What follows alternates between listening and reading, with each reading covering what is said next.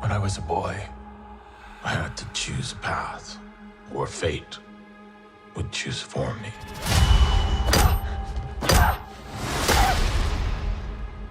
I've hurt people, and I'm going to hurt more.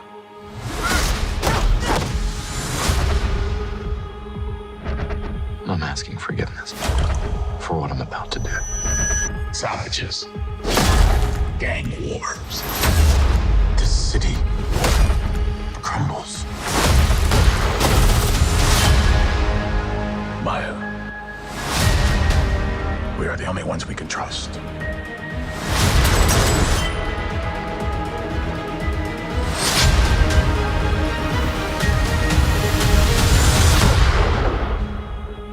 Betrayal, that's not something that I can forgive.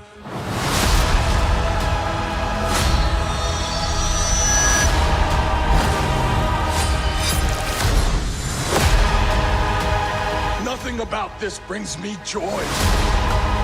You brought this on yourself.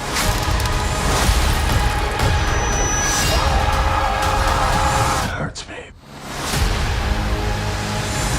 that I have to kill you.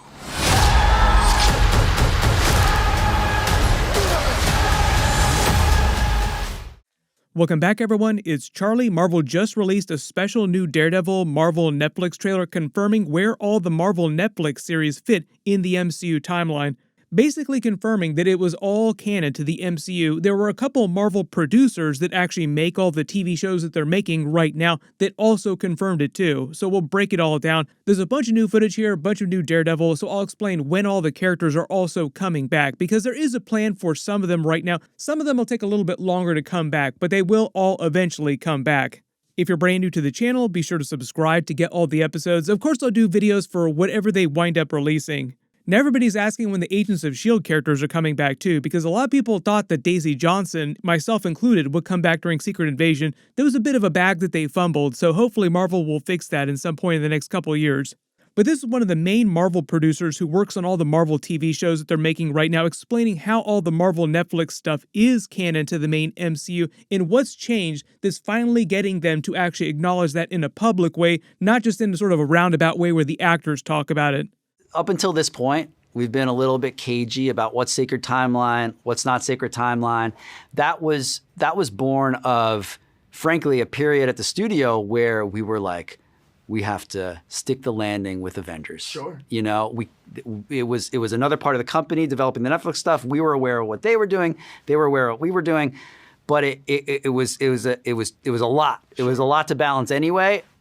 But now that, you know, some time has passed, now that we see how well integrated the stories are, we would be confident in saying it is part of the sacred time. There was a bunch of inside baseball stuff that he dropped there. So when he talks about making vendors happy, quote unquote, he's talking about Netflix specifically, like they are the other vendor that Marvel was working with when they were producing all the Defenders stuff. Basically, back in the day, Marvel ordered all those Defenders shows. Punisher is an exception because he just was introduced during Daredevil Season 2, and originally Netflix didn't start out ordering a Punisher series, but Jon Bernthal's Punisher was so fantastic during Daredevil Season 2 that they wanted to bring him back on his own solo show. So they ordered a brand new Punisher show as part of that, like on top of all the other Defenders stuff that they'd already ordered for all the other different shows and their team-up show. But early on, Netflix ordered that whole block of shows, and they had a very specific idea about how they wanted it to all work and cross over with each other, and it was a completely different group inside Marvel that was producing it, which is what this Marvel producer is talking about, like another group, not us. He's part of the Marvel Studios end of things. And at that time, Marvel Studios was really only working on the movies. Like, that's Kevin Feige's purview, like all of his stuff. Now the TV shows are under his umbrella, but that didn't happen until just a couple years ago. All the Marvel Netflix stuff happened when Jeff Loeb was in charge of Marvel TV, and it was this very clear demarcation, like TV stuff was a different group, movie stuff was Kevin Feige's group. But every time a brand new season of the Marvel Netflix stuff came out, like Daredevil, even the Defenders series, Luke Cage, all that stuff, they would always reference stuff from the MCU, so people would always wonder, like, when are they actually going to see an MCU character inside the Netflix series? Even the Russo brothers, when we got to Avengers Infinity War and Avengers Endgame, were like, it's possible we could see the Netflix characters in there, but then eventually they kind of changed their tune and were like, well, there's already so many characters, it's kind of hard to figure out how to work all those other Netflix characters in also on top of all that.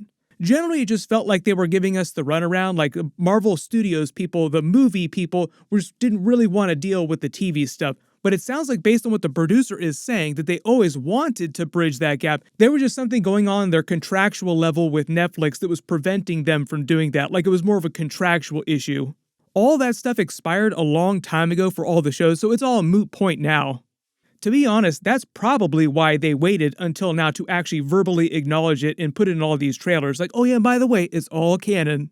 So if it wasn't clear, in the trailer here, they're including footage from the actual Netflix series. So they want to show you that it is canon by using it in their trailer for new MCU stuff, primarily the Echo series. For those of you wondering, if Daredevil is now canon to the MCU, that means that everything that happened on the Daredevil series is now part of their backstories when you see them in the MCU, like Spider-Man No Way Home, the Hawkeye series when Kingpin comes back, all the stuff that happened to them up to the events of Daredevil Season 3, because that was sort of like the last big series before they canceled everything.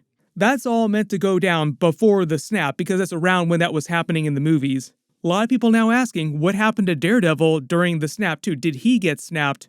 My assumption, just based on the dramatic way they write the character, is that Matt did not get snapped, but his friends like Foggy Nelson, Karen Page, did get snapped.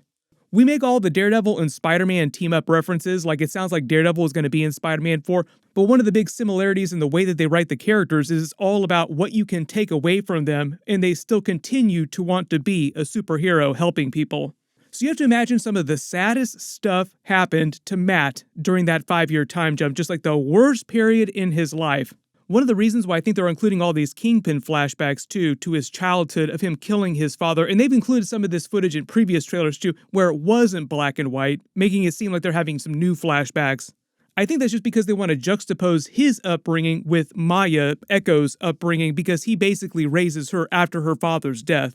And it seems like they've actually clarified that the fight that she has with Daredevil is meant to be when she's still basically a kid, like basically a teenager. So it sounds like that's going to be a flashback. And that's why his Daredevil suit looks like the classic Netflix suit, because it's when he was still actually wearing that. It's before he got his new suits. During the trailer, when Kingpin is actually talking about choosing a path, though, he's meant to be talking to Maya, to Echo's character. Part of the idea is that when he was raising her in this way of violence, teaching her the way of violence. The way that he's justifying that is that if he didn't actually take that action, if he didn't kill his father, then his life would be completely out of his control. Like, he didn't want to lose that control. For him, though, it means being super violent, super stabby. Love the way in the trailer here when they're showing you the Daredevil suit. This is from the end of Season 1, how they desaturate the colors, but they tune them way up on the red of his costume. The line in the trailer where he's talking about asking for forgiveness for what he's about to do is actually from the very opening scene of Daredevil Season 1. We get a quick montage of Kingpin and Daredevil across the events of the Daredevil Netflix series Season 1 through 3. When he's talking about the city crumbling, like all these gang wars, all this craziness, part of his idea is that he does want to fix the city, but it's his way of violence. Like, he fixes it by crushing it. I think they also included that in the trailer to inform what's going to be happening with his character during the events of Daredevil Born Again. Even though they've changed some aspects of that series, the basic overarching plot is meant to be the same, and he's running for mayor, like Mayor Kingpin, like he was in the comics. It's all meant to be part of the whole Marvel Phase 5 Dark Reign era where villains take positions of power and he rules New York City with an iron fist, making as many Defenders puns as possible.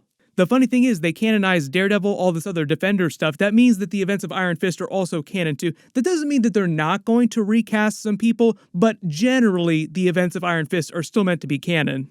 That's actually one of the reasons why Jessica Henwick actually turned down the role of, I think, Shang-Chi's sister she was supposed to play in the Shang-Chi movie. She said that she was offered that role, but she had to pick between that and being in the Matrix movie, and she picked the Matrix movie because she knew that if she picked the Shang-Chi role, then that means she probably would not come back as Colleen Wing from Iron Fist, and she's probably one of the best things about the Iron Fist series. Little bit of time would have gone by since the end of Season 2, so we'll see. Really important, though, you have to remember that the events of all those series basically ended before Infinity War happened, before the snap happened, so it's been more than 5 years for most of those people. All the other Marvel producers didn't say exactly who's going to cameo in the series besides Daredevil's character. Just because there are only 5 episodes, I'm not expecting a bunch of them. I think most of the cameos will actually come during Daredevil Born Again once we get to those episodes, but they're just starting work on the brand new version of Daredevil Born Again. Interestingly enough, to make more Netflix Defenders references, they actually have some of the writers from Punisher actually now show running that, along with some of the Loki writers. So when they say they're doing things more hardcore in the Netflix style, like they're literally actually doing that now because that's all canon. Like they're just continuing with like the next season. They're just happening to call it Daredevil Born Again. I've already done a bunch of videos about Jessica Jones coming back. Punisher is also a main character during Daredevil Born Again. The only person that I think isn't coming right back, or two people that I think are coming right back, are Luke Cage, just because he's so booked up on other projects. More of an availability issue than anything else in Iron Fist, because Kevin Feige probably trying to figure out how he's going to do the Iron Fist character, because now Shang-Chi is like the main go-to martial artist in the MCU. I've already explained my theory about how they should reintroduce Iron Fist. Like if you're going to recast Iron Fist, use him in Shang-Chi too, but I don't think they're going to do that, even as cool as it sounds. But if all this TV stuff is meant to be canon now, when do you want them to bring some of the Agents of S.H.I.E.L.D. characters back now too? We do have Secret Wars coming up, but there are like a lot of other Marvel TV series that they're producing that they could actually fit some of these characters in. There's a bunch of big stuff coming up. I'll start doing my Echo episode videos after they start releasing them. Remember, they're all dropping them at the same time, so it'll probably just be a couple videos for it instead of like the weekly regular episodes like I do for all the other Marvel series. Marvel just announced that they're working on a Midnight Suns series. Click here to learn about that and all the characters that would show up during it. And click here for that What If Season 3 trailer and learn about some of the new stories they're doing during that. Thank you so much for watching, Happy New Year, and I'll see you guys in the next one.